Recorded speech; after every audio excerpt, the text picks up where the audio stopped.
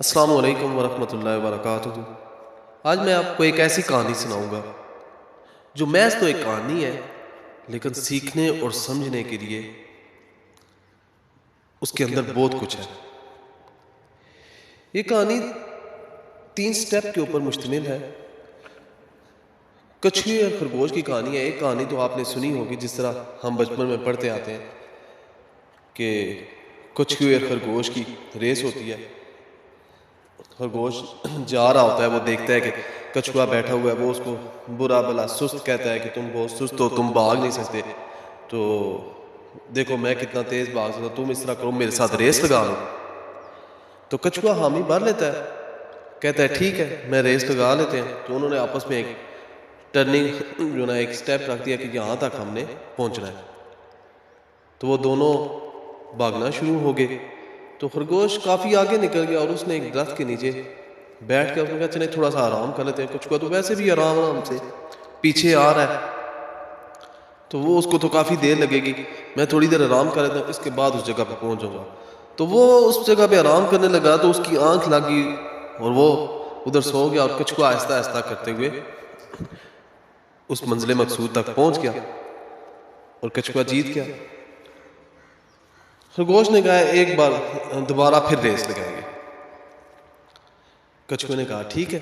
تو اس بار خرگوش نے کہا اب میں آرام نہیں کروں گا، اور اسی منزل مقصود پہ پہنچ کے وہاں پہ آرام کروں گا۔ تو وہ بھاگنا شروع ہو گئے اور خرگوش تیز بھاگا اور وہ اس جگہ پر پہنچ گیا، اور کچھوا آہستہ آہستہ کافی ٹائم بعد آیا اور دیکھا کہ خرگوش اپنی جگہ پہ کھڑا ہے اور وہ جیت گیا۔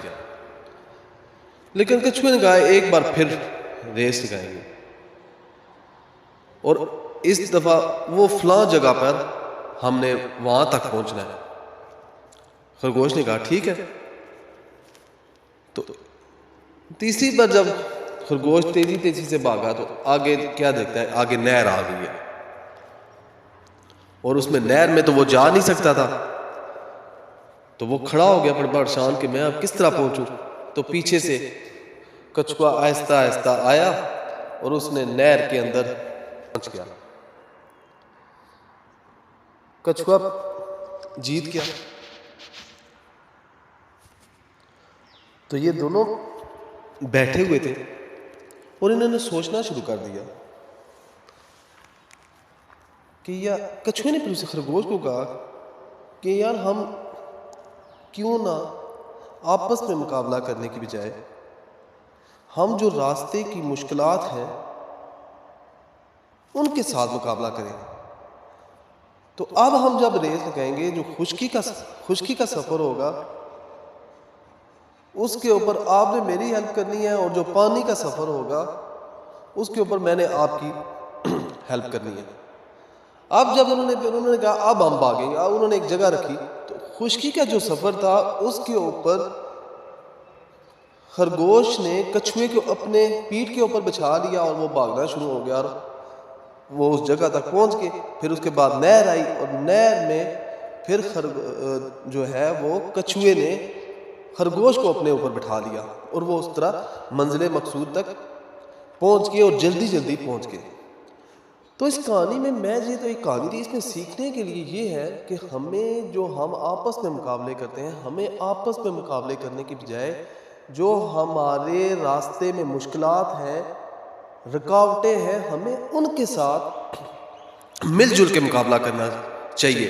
اگر ہم مل جل کے جائنٹ کوئی بھی کام کریں گے تو وہ جو جتنی مشکلات ہوں گی وہ آسانی سے حل ہو جائیں گی، بجائے کہ اگر ہم انڈیویجولی کام کرتے رہیں گے، علیحدہ لگے رہیں گے، تو وہ اس طریقے سے ہم کامیابی نہیں حاصل کر پائیں گے۔ جب ہم آپس میں مل جائیں گے تو مل کے جو بھی ہم کریں گے تو وہ ہمارے لیے آسانیاں ہوتی جائیں گی، وہ کامیابیاں ہم گٹھی سمیٹتے جائیں گے۔ جس طرح یہ دیکھ لیں کہ کچھوے اور خرگوش کی تھی، جو کچھوے کے پاس، جو آپ کے پاس ایبلٹیز ہیں، جو اللہ تعالیٰ نے آپ کو صلاحیتیں دی ہوئی ہیں، وہ صلاحیتیں آپ آپس میں شیئر کریں، اس کو دوسرے بھائی کو فائدہ پہنچانے کی کوشش کریں۔ جو دوسرے بھائی کے پاس ہیں وہ آپ کو فائدہ پہنچانے کی کوشش کرے گا، تو اس طریقے سے آپ دونوں، ہم سب کامیاب ہو جائیں گے۔